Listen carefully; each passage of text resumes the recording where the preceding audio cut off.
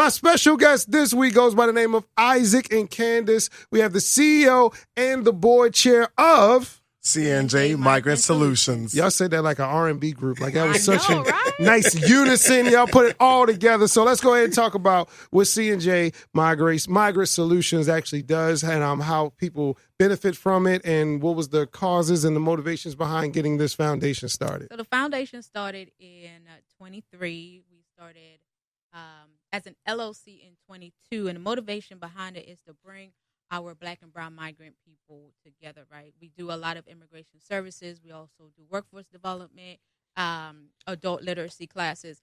So when it comes to C&J, we look at the holistic part of becoming a citizen or getting your legal status, right? Okay. So not because you get your papers, after that, you still need a job, right? Even before that, you need to know how to speak English. So we try to put a more holistic view on what C&J is so that it becomes a wraparound service or a one-stop shop, just like Walmart. You know, everybody you come, you get what you need. And if we can't, then we have different partners or different resources that can help you. Okay, so there is a whole process to, becoming a U.S. citizen for migration. For somebody who, was born here, doesn't understand, we just think, you just sign up, fill out the paperwork, and they send you back your card or whatever. That's the ignorant view, which we all have.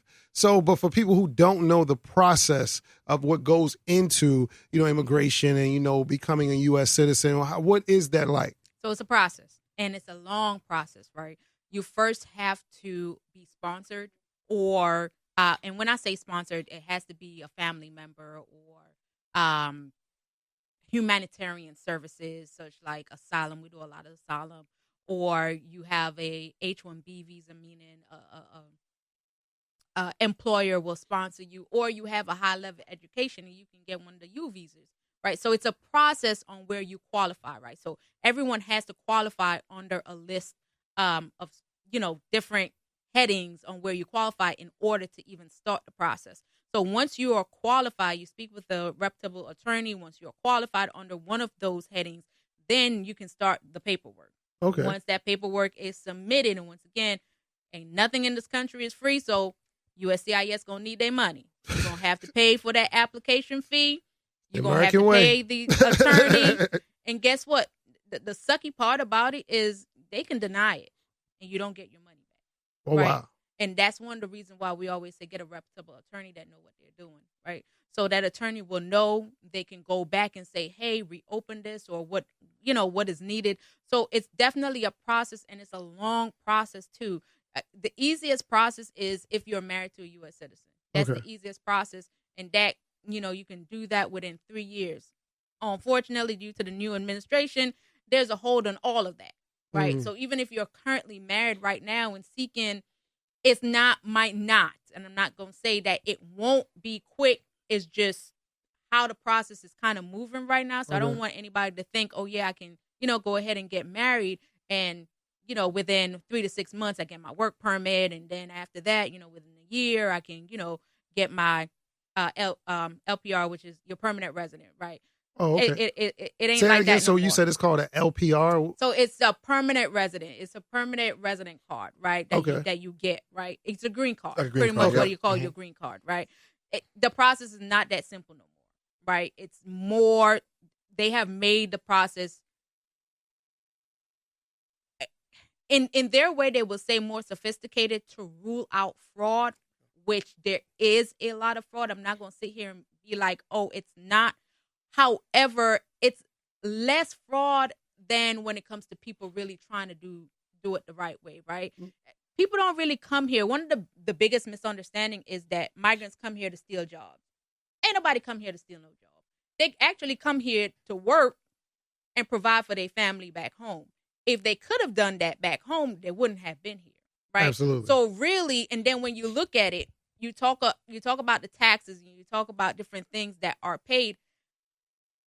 The biggest spenders, we can say, is the Black community and the migrant community. Now, I'll say the migrant community because that's what we're focused on tonight, is because they're spending cash. Correct. No one has no credit card out here. Mm. So if they get a doctor's bill, that doctor bill going to be sent at home. There is nobody that's going to take that over but you. yes, you're going to linger around just like anybody is going to linger around because I ain't got that money right now. But then bill collectors going to keep sending you that bill because you have to pay it. Absolutely. Right? So how does the foundation come into play in, I don't know if it's expediting it or giving proper knowledge education. and there you go, proper education. We do a lot of Know Your Rights events. We actually have one coming up April 17th. We have different sessions. We have clinics. We have what is called Community Defense Act against ICE, where you can call our organization and speak with one of our attorneys for free because we are a nonprofit organization. However, when it comes to if you're going to hire that attorney, we cannot pay your retainer. We don't. That's a separate entity. That's a separate entity. We just don't have the funds for that. But we do ask people to contact our organization or contact any organization. Just make sure they're a good organization that can help you with your immigration services, and they have qualified attorneys that can help. It's not cheap. I'm going to tell you that immigration is not cheap. Immigration is also one of the nothing legal, in America is cheap. But it's one of the legal. So, you have pro bono for anything. You don't have no pro bono for immigration. Right. That's one of them things that you're going to have to pay your money. Oh, wow. Period. So how does somebody contact you guys for these resources, and what I expect a turnaround time on responses and getting these answers and getting this information? So we normally try to book consultation per the attorney's schedule. So if you contact our office today, you might get a consultation by Saturday, Friday night. So it is, on their schedule as well. But you can contact our office, 443-494-9231. Visit our website, which is cjmigrantsfoundation.com. Email us, cjmigrants@gmail.com. All social media, CJ Migrants. Okay, and so you said all social media. I was about to ask you that too. So I would say, what is one of the biggest misconceptions for people trying to, let's say, what is it, LPR? You said, yeah, legal permanent resident. If for somebody trying to get a legal permanent residency, what is the biggest misconceptions on what they need to do to get that done? The biggest misconception is they're gonna get it by tomorrow.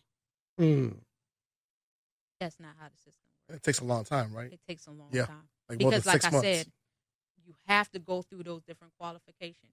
And the way that they have made these qualifications now, it's harder now than it has ever been. Like, we definitely seen a change when Bush came into his second office. We've seen a huge change in immigration when Bush came to his second term. From there, it has went downhill. Immigration, it's now the worst than ever because it's just so much blockage now, right? And I think that one of the misconception period is that people don't want to get their documents right. That is not true. They want to. They want to come out of the dark. They want to find a legal way to get their money. They want to pay taxes. Fortunately, the government just don't make it easy.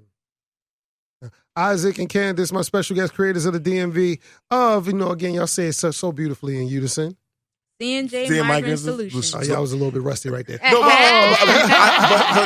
DJ AKADEMIKS, we wanted to say that we have a gala coming up. Okay. Yes. On May 2nd. May 2nd. And it'll be at the Crown Plaza in Greenbelt. We are asking folks to come out. Also asking folks to come out and show out and learn more about C&J Migrant Solutions. We have our guest MC, who is she is in charge of the director of and founder of the DMV Spotlight. Okay. And so we're definitely encouraging folks to come out and learn more about us, because I feel like today is a day that C&J Migrants actually enforce and works together to unite immigrant voices. Because with this administration going on right now, we don't know what's going to happen, right, in the next 4 years, right? And so with the work of what we're doing as an organization, we are empowering and we are encouraging folks to come out and learn more about us, but also go out and vote. Building communities. Vote for the right person, too. Yeah, definitely vote. And we're giving knowledge and resources for people who may not know these certain resources are available. Yes. So now I commend you guys for the work that you're doing with that alone, because just knowing is half the battle. Correct. Just having the knowledge is half the battle. So once again, before I let y'all go, say those @ and those phone numbers and those websites one more time. All right. 443-494-9231. cjmigrants@gmail.com. All social media, CJ Migrants. Our website, cjmigrantsfoundation.com. That's right. It's WPGC 95.5, creators of the DMV. Bye. Peace. Thank you, DJ. Thank you.